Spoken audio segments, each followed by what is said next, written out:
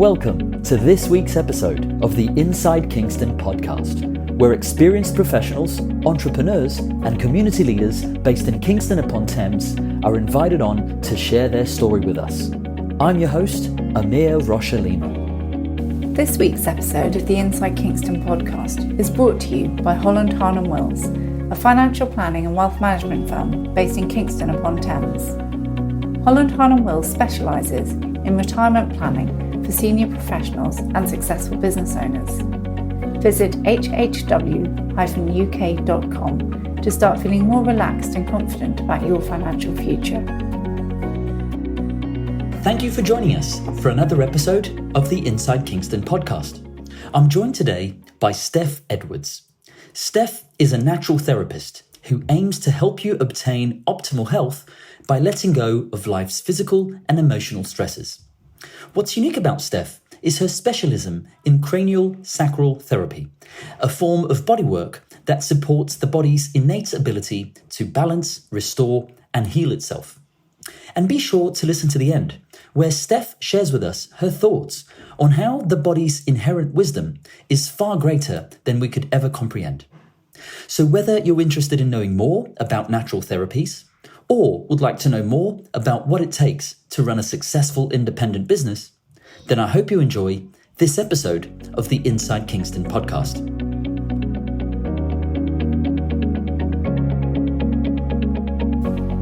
Welcome, Steph Edwards, to the Inside Kingston Podcast.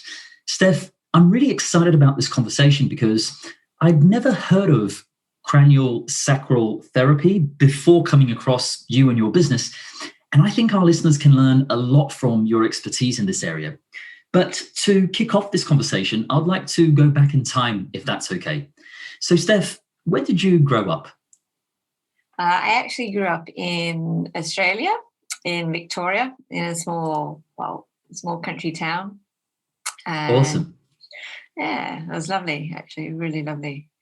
I spent some time in Australia during my childhood. I can vouch for the fact that it is lovely. You're absolutely right.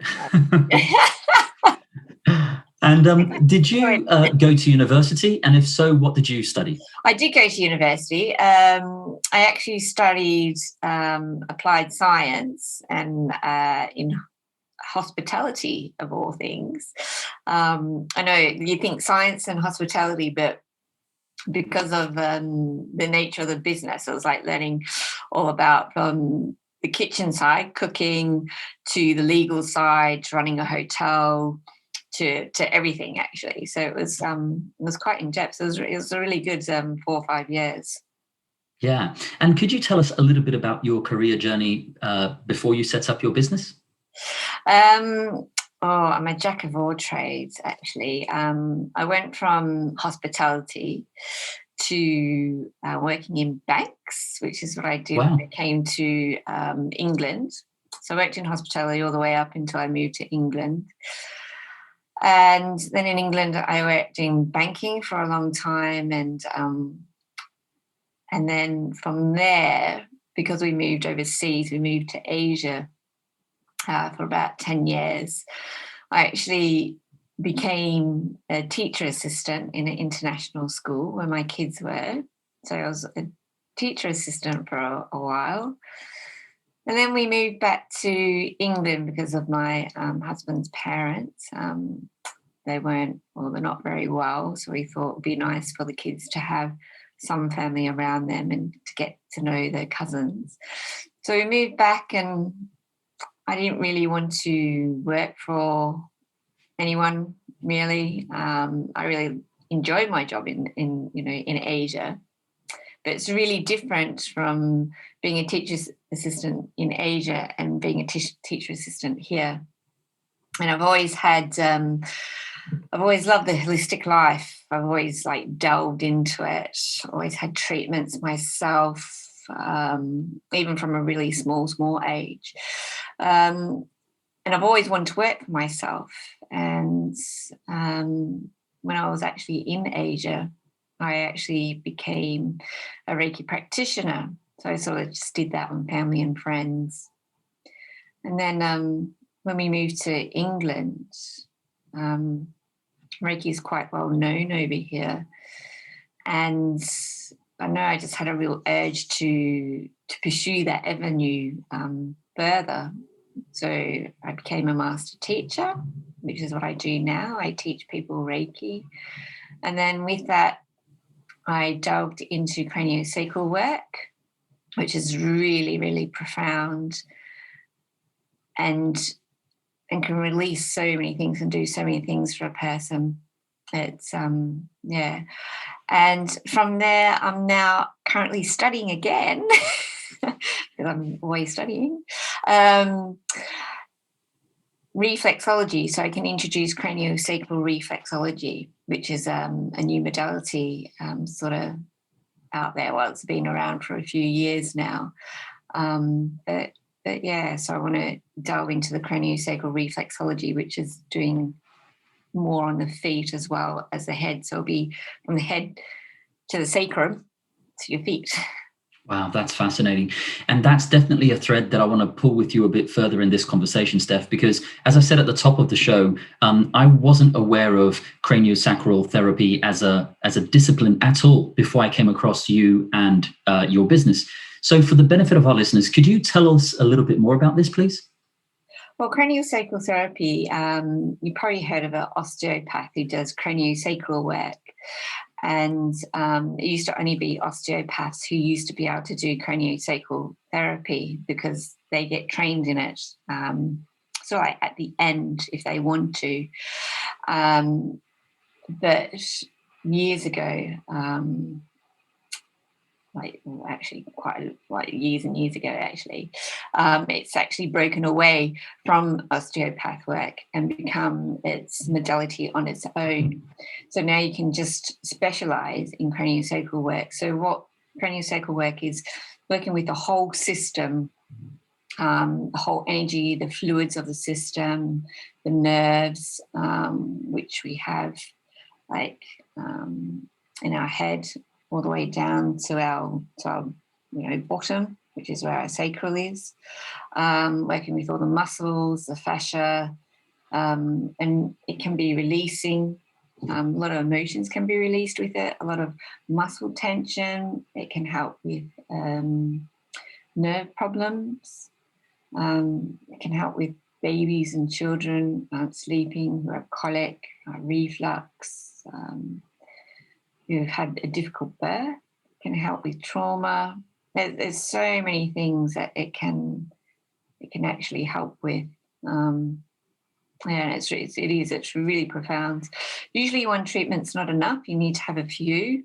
And a person who's really seasoned, and when I say seasoned, I mean who've had treatments for a while, a long time, you can really see the change in them, and they really see and feel a difference in their in before and after when they've come in. Some people go into unwinding, and that's just natural, where the body's fascia starts to just let go and unwind, and they become more looser, more free. A lot of joint problems go, a lot of tensions released, emotions can be released, and they just feel much better within their health. That's fascinating, though, and I think I understand that because I definitely get some of those feelings you mentioned when, and it's very seldomly nowadays, but still when I go for a massage session, and you definitely feel, more relaxed, and the body just feels different post that. Mm. And it's nowhere near as disciplined a discipline than what we are talking about here with craniosacral therapy. So again, for the benefit of our listeners to sort of visualize this, could you talk us through effectively what it looks like, or what it is that you're doing on the client or on the patient? And also, could you give us an example of how your work has helped your clients in the past? Yeah, sure. It's a really, really gentle treatment. So it was not like a massage, even though it's body work. It's not a massage as such, as where the muscles are being kneaded, or an osteopath or a chiropractor where you're being cracked and moved about. It's actually a really gentle treatment. It's a little bit, I suppose, a lot of people go, "Oh, are you doing Reiki on me?" And I go, "No, But what you do with the hands, you'll be placing them either under the back where the spine is, on the head, along the back of the neck. There's a lot of facial holds, and it's a really, really gentle, light touch. It's like sometimes you don't really need to touch them at all. It's just your fingers being really quite close to the skin, and you can feel all the changes, all the bones, because the bones in our whole skeletal system is constantly moving. It's constantly sort of like breathing, and we call it flexion and extension. The muscles become wider and then they start to compact again. And with that movement, when we know that movement properly, we can find indifferences, and it's those indifferences that we're trying to correct. A bit like an osteopath, like where they go, oh yeah, your like vertebrae, like, you know, L3 is a little bit out, so I'll just, you know, adjust you a little bit and, you know, pop it back in. You know, we do it more on a I'm trying to find the word to say it with, more with using the body's own inherent abilities to change. That's fascinating. It really is. Does that make sense? It's a bit hard. For sure. You really need, it's one of those therapies where you really need to actually experience it to actually go, so that's what you're talking about. Because it can get really intense in the conversations, because I'm quite scientific.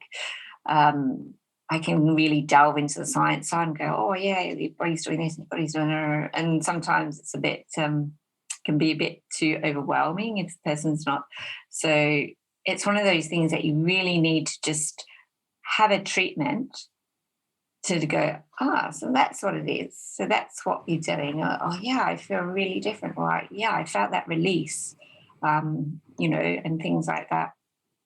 Yeah. And when I was doing some research in preparation for this conversation, Steph, I noticed that a lot of the sort of search around craniosacral therapy comes along with the benefit that it has demonstrated to be for people with a cancer diagnosis, which I think is quite incredible, actually. Yeah, it's funny that you mentioned that, because I actually volunteer at Paul's Cancer Society in Battersea, and we'll be starting out. Volunteers allow us to start up again. Hopefully we don't reach a tier 3 with COVID next Wednesday.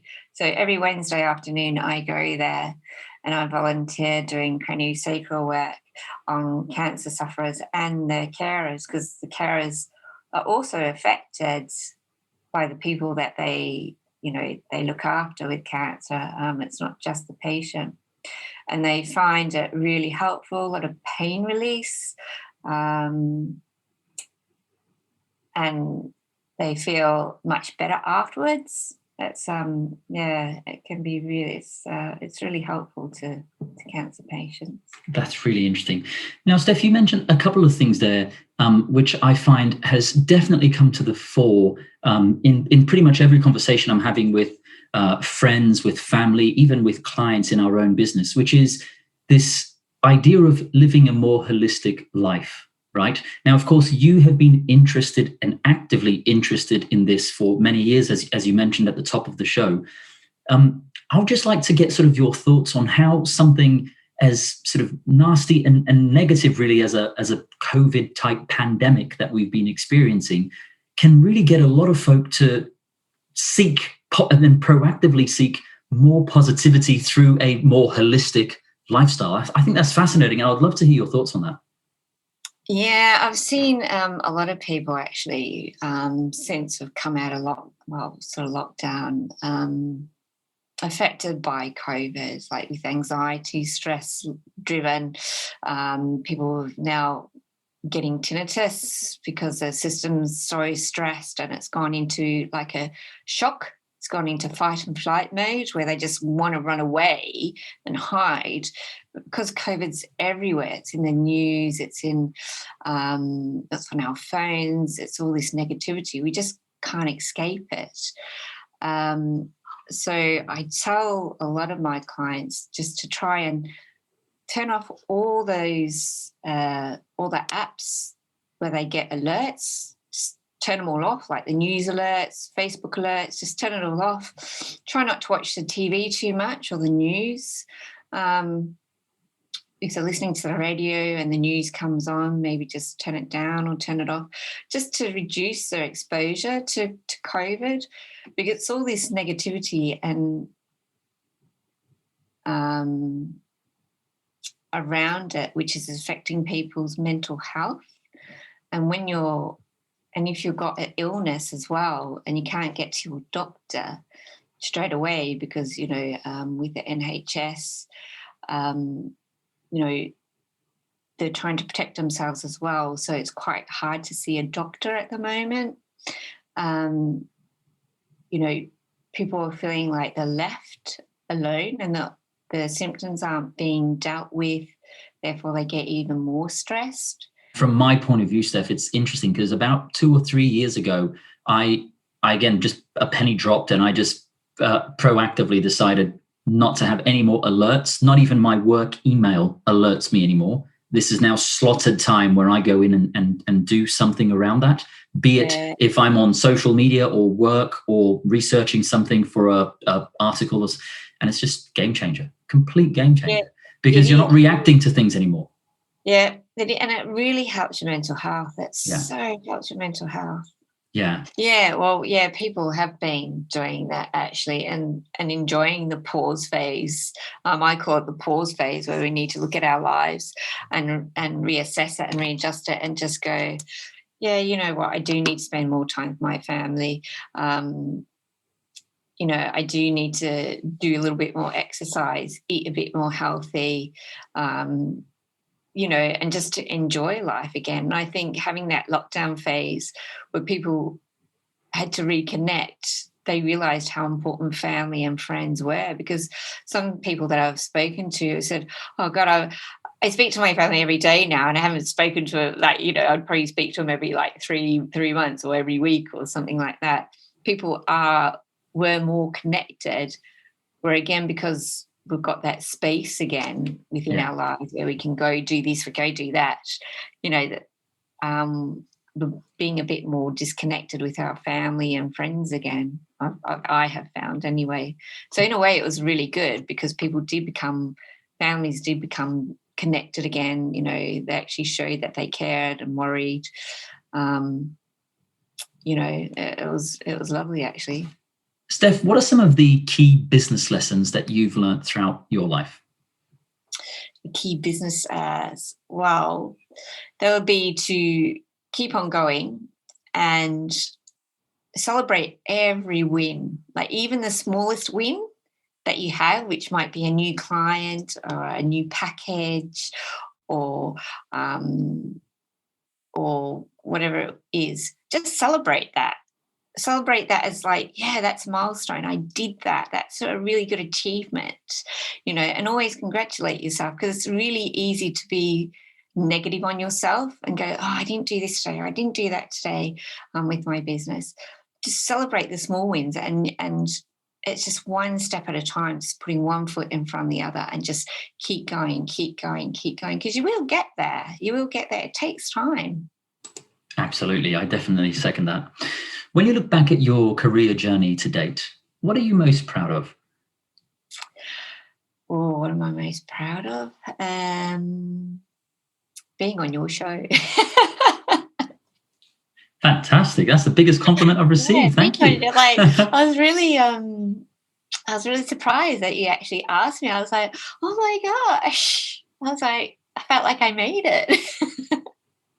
Oh, absolutely. No, and you don't need to thank me. It's an amazing business that you have. It's very interesting. And again, the show is really, all we're trying to do is create a platform for amazing, different, varied businesses like yours to have a platform to tell their story. We've got an amazing amount of different businesses and professionals and community leaders here in Kingston, and my goal is just to celebrate them. So it's my when pleasure. I was looking at the Instagram, I actually didn't realize how many different therapies and that there were, and I was like, oh wow, that's really good. I didn't know we had that in Kingston and Somerton, and so for me it was actually great. I just thought, wow, because I do a lot of recommendations and referrals, so if I know I can't help the client or someone else can do it better, or if they need talking therapy, I'll recommend someone. So it's really good to know what's in our area. Absolutely. Well, look, I really appreciate the feedback and your very kind comments. So thank you. Steph, what next for you and your business? Are there any projects in the pipeline that you can tell us about? I'm glad you asked, actually.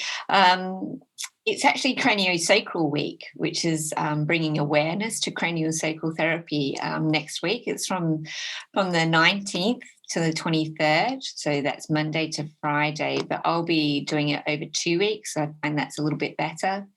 And I'll be offering all first-time clients 15% off their first treatment, so they can understand what it is, because like I mentioned before, you do really need to try the therapy to understand what it can do and what it feels like.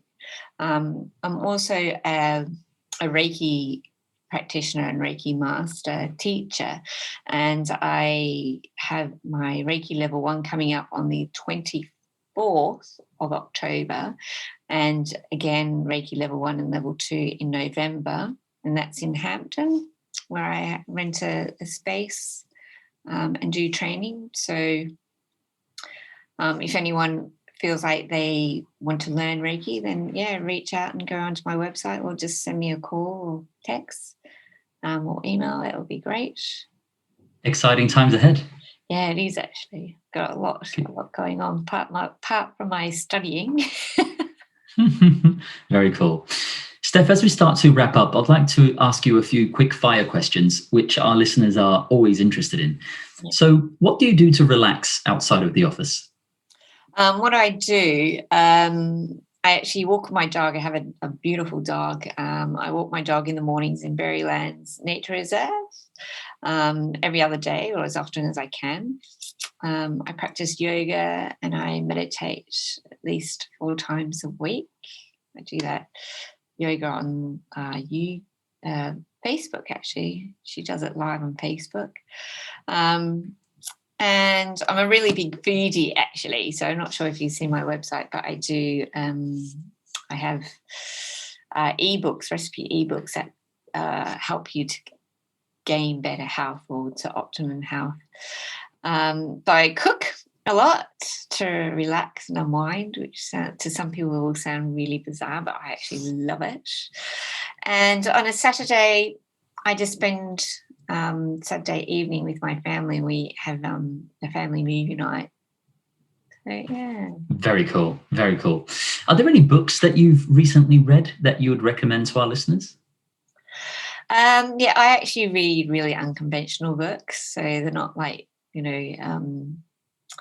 love romantic books or adventure books. I used to read adventure books, but I'm actually reading a book called Breathe by Dan Brule. It's all about breathing techniques and how breathing just alone, our breath, can be really profound and really helpful, And another book called Life After Death by Dr. Deepak Chopra, and that's just about, the title says it all, life after death. Yeah, I quite like unusual books like that, so I'll definitely be checking those out. Are there any movies or TV shows that you've recently watched that you'd recommend to our listeners? Yeah, I'm not actually a big TV watcher. Sunday nights are usually the nights I only watch TV. And we actually did see, I have children, so, teens, and we watched Enola. It's like Alone Backwards. It's that new, I was going to say Doctor Who. It's not Doctor Who. Sherlock Holmes. She's like Sherlock Holmes, and Sherlock Holmes is actually her brother. And it was a movie of it to lead up to the series, and that was actually really, really good. I hadn't even heard of that yet, so that sounds really interesting. Thanks for the tip. Yeah, it's really good. It's really good. And if you can watch Heal on Netflix, it's a documentary called Heal, and that's really interesting actually. Some people take it with a pinch of salt, but yeah, it's actually really, really interesting. So I'd recommend, if you watch anything, search on Netflix Heal. Cool. And finally, where can people go to find out more about you and your business? They can go to my website, which is just my name. So it's www.steph with a PH -edwards.com. Or I think I come up in the search engine as craniosacral therapy in Kingston and Surbiton.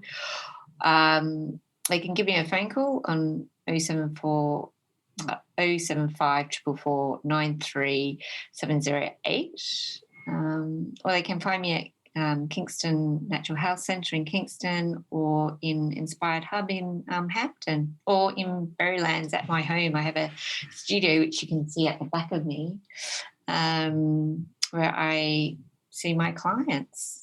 Awesome. And for the benefit of our listeners, I'll make sure that I add these resources to the show notes. Steph, thank you for joining us here on the Inside Kingston podcast. It's been a pleasure getting to know your story. Yeah, thank you. And thanks for having me on. That wraps up another episode of the Inside Kingston podcast. Make sure to check out our guests' website, pay them a visit, and help spread the word about what they're doing. If you have any questions or know someone who should be a guest on the show, please feel free to get in touch. I would also love it if you could go to iTunes and leave us a review and a 5-star rating. We work hard to bring on some great guests, and getting a review from you is one way to help the podcast rate well on iTunes so that others can find and enjoy the show too. Thanks for listening.